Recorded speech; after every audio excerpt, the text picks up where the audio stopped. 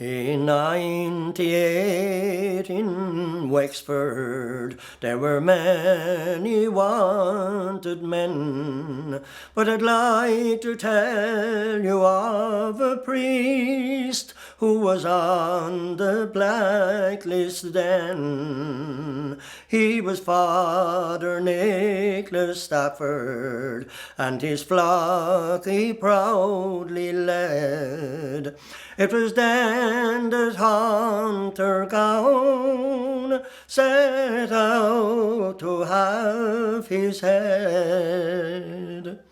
He was chased from River Chapel like a fox before the hound, and he fled across the country, evading every sound, till just outside of Gorey he found a place to rest, at the stately home of Cooks, where they cared him with the best.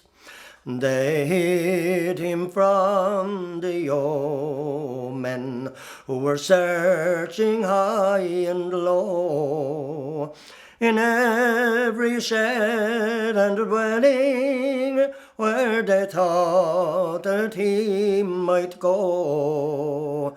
They followed him to Cook's house and inquired if he was there. And Mrs. Cook, she answered, "No priest is staying here." From being on the run so long, his health was almost gone.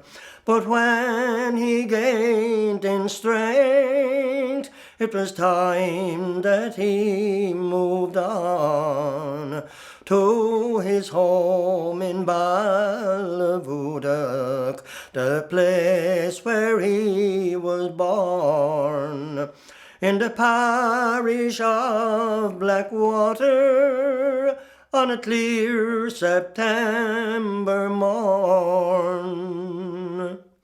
They gave to him a white horse to help him on his way, and just before he left, he turned around to say, "May you always have a white horse here, and may God be with you too. Though we're of different faith, I owe my life to you." For his last few remaining years, he stayed at his brother's home. For involvement in the rising, he was denounced by Rome. He died in 1811, a fine priest, loyal and true, and they laid him down to rest in his grave in Ballyvaloo.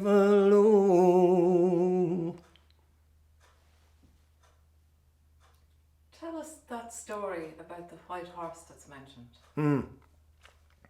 When there's sort of two things in that there, in that verse in particular. The white horses, because when he was going home, they gave him a white horse to ride home, and they also gave a man with him to go as a sort of security or to help him on the way, because he actually developed TB.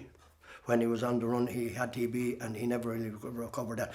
But also, you see, on being involved in the rising, Bishop Caulfield silenced him. He couldn't do practice the faith or the mass, and you couldn't say mass anymore. And when you see where he got the refuge, cooks, they were Protestants, and that's why the song says, though we're a different faith, he always lifted them, because they minded them from the oaths. When the Hunter Gowan was hell bent on getting Father Stafford, but he missed him. But Hunter Gowan was the leading bad yeoman, if you like, at the time, and he was in the cure in River Chapel, and they gave him the white horse to go home. And he said, when he was going away, he said, there'll always be a white horse in Ballytegan. And there was, right up until the time they sold him, there was a white horse in it. Coincidental maybe, but everyone believed around that the wish stayed on with him where Father Stafford was,